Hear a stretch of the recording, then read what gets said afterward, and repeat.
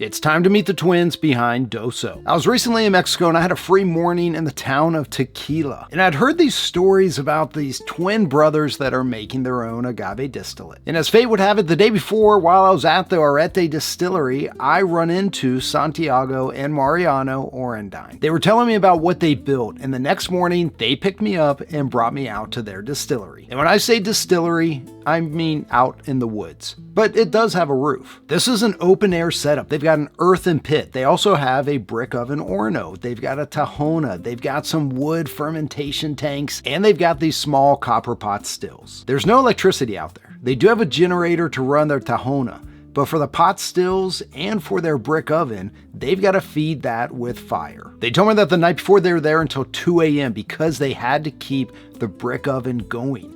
And the only way they do that is by feeding it with wood. Now, technically, this is not a tequila, even though it is. It is an agave distillate, but that's because their distillery is not certified by the CRT. And as I sat there all morning, sitting with Santiago and Mariano, tasting through different batches of theirs, it was pretty clear to see what this was. This is two brothers that are learning. They're experimenting. They're doing pretty much everything themselves.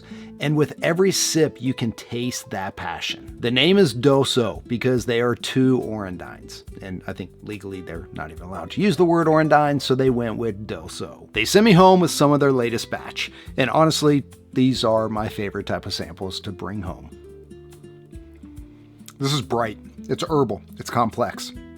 It tastes like it was made in nature because it was. Mariano and Santiago, thank you for welcoming me into your world. I can't wait to see where you take Doso next. See ya.